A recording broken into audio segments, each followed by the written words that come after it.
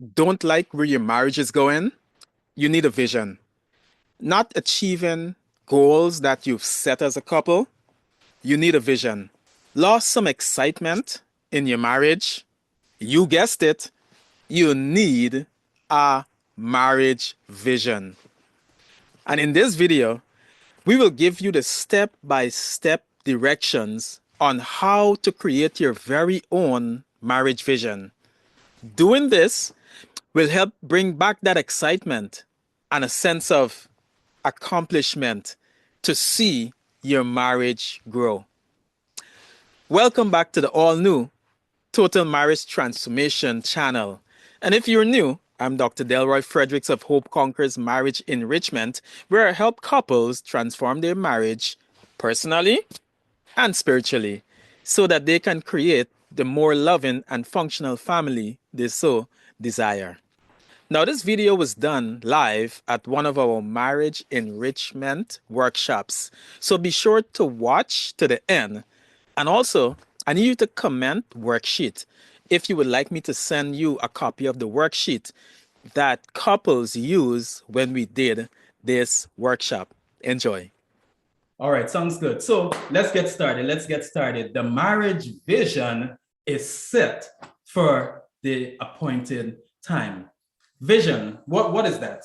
Well, vision is the ability to think about or plan your future with imagination or wisdom. Now, a marriage vision, because vision in an example, a marriage vision is to plan the future of your marriage with imagination and with wisdom. I would say precise imagination or with wisdom. Why is the marriage vision so important? You might ask yourself this question. In the Bible, the Word of God, in Proverbs 29, verse 18, it says, "Where there is no vision, the people perish. But he that keepeth the law, happy is he." Where there is no revelation, people cast off restraints. But blessed is the one who heeds wisdom's instruction. Where there is no marriage vision, your marriage in essence will perish. So that's the importance of having a marriage vision. And that's a key point. Because vision is important in a marriage because it allows you to see beyond. Mm-hmm. Wherever you are in your marriage right now, without a vision, your marriage will perish. With a vision, however, you're able to see beyond your current situation, beyond, what you might be going through, whether good or bad. You will be able to see beyond because the vision allows you to not only see beyond, but to plan as to how to get there. That is so important. Vision also allows you to discipline yourself. Now, we need discipline, no matter how you look at it. Vision allows us to discipline ourselves and to seek out help when needed, to seek out wisdom, to seek out counsel when needed, to seek out instructions when needed. And vision is so important that the Bible says in Habakkuk 2, verses 2 and 3, write the vision down and make it plain on tablets. Now tablets in that time, was the stones and the tablets. In today's, you probably got a cell phone. So write your vision down on your cell phone or your tablet, your electronic tablet, and make it plain. Why is that important? Because who reads it will run with it. When we wrote our vision and we see it and we read it, we're able to reflect and to run with it. However, it is going to tell us in verses 3, for the vision is yet for the appointed time, but at the end it will speak and it will not lie. Though it tarries, wait for it, because it will surely come to pass.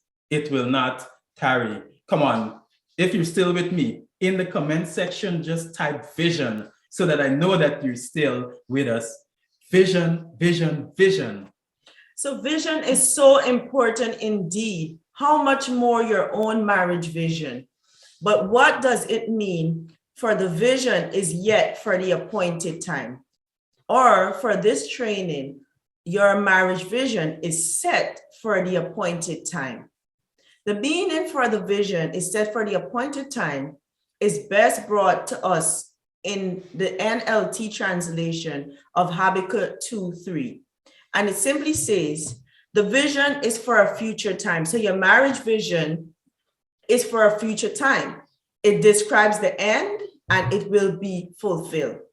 It is also slow in coming. Wait patiently, for it surely will take place. It will not delay.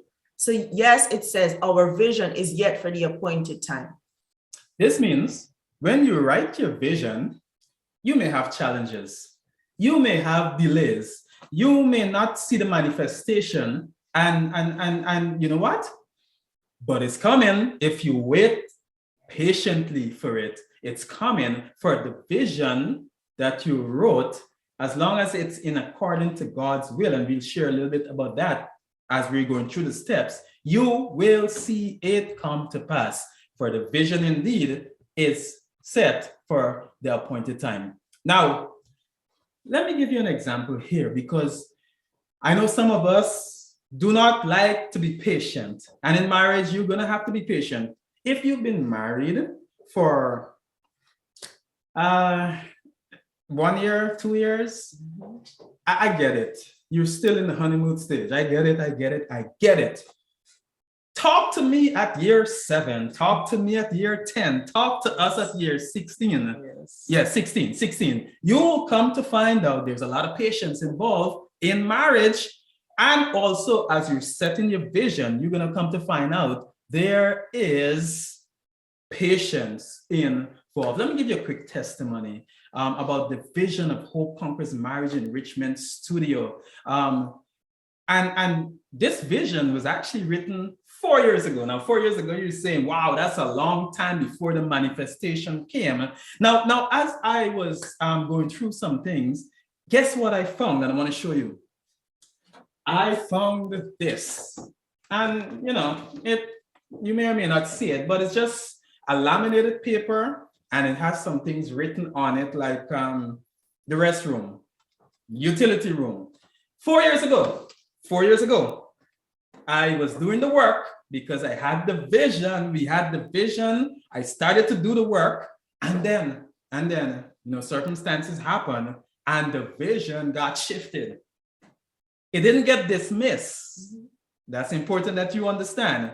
It got shifted. It may have got delayed. I may have had to be patient, but today it has come to pass. Come on, somebody, type patience in the comment section so that I know that you are still with me. Now, you got to remember, as a believer, patience is translated to also operating by faith.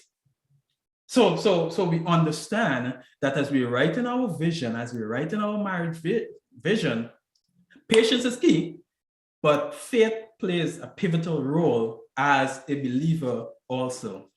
Amen. That was an awesome testimony of the goodness of God and waiting in patience and waiting on God for yet the appointed time. So we give God praise and thanks. Now, are you guys ready? If you're ready, just type ready in the chat. Are you ready?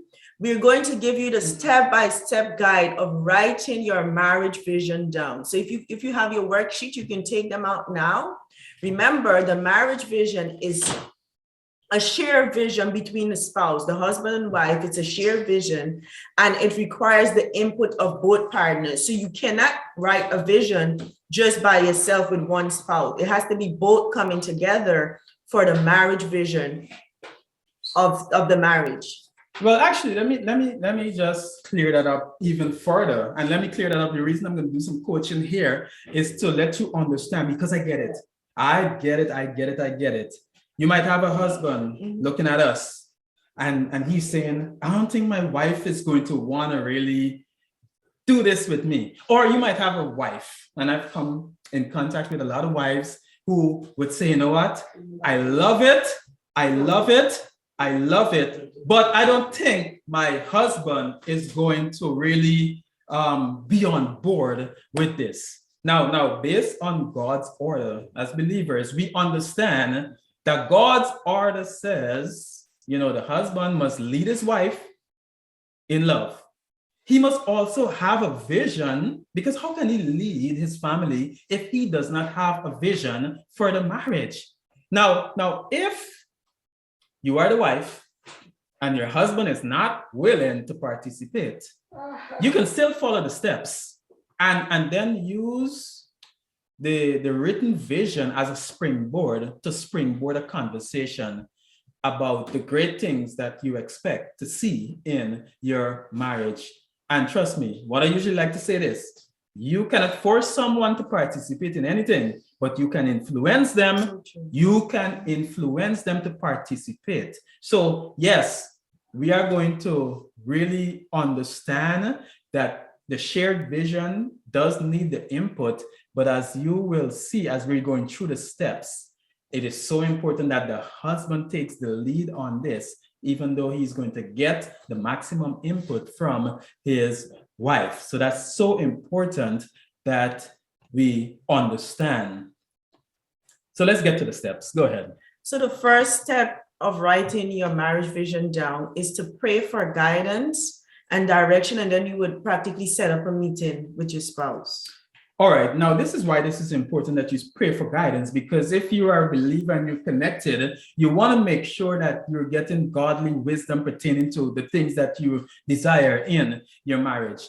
Now, there's going to be two parts to this. There is going to be before the meeting and at the meeting. So if you're taking notes, take this down, this is important. You're going to set that time up, but there's some things you'll have to do before the meeting.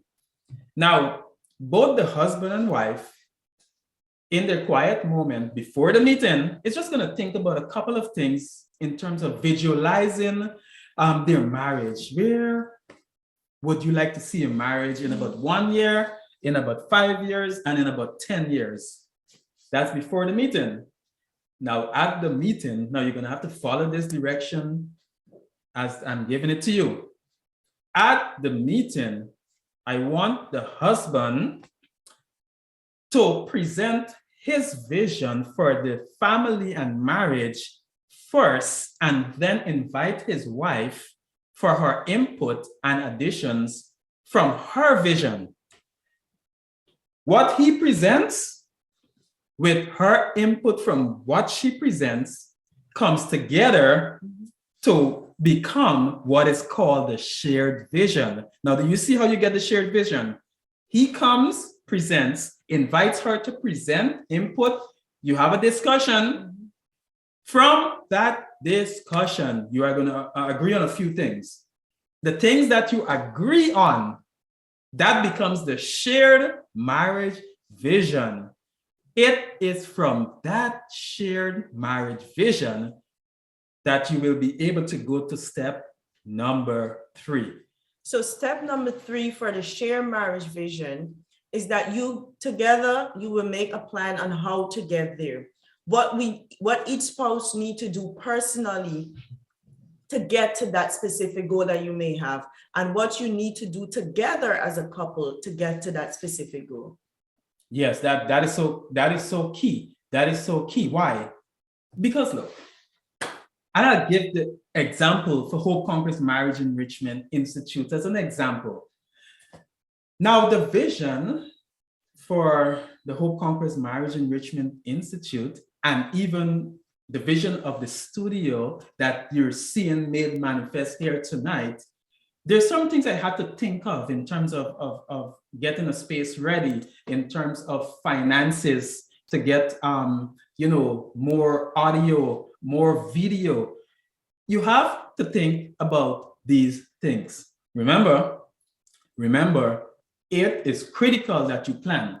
It is critical that you think. It is pretty critical that you come together so that you can see what it is you need to do to really get to what it is on the shared marriage vision. So that was step 3.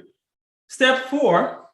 Step 4 is you're going to list any obstacles that you think you may encounter in the way of getting to implement that plan or that vision. So for example, if If you think that you may need finances, if finances may be an obstacle, then you would start thinking of ways to save, to cut back on certain things to be able to get to that goal of reaching that specific vision.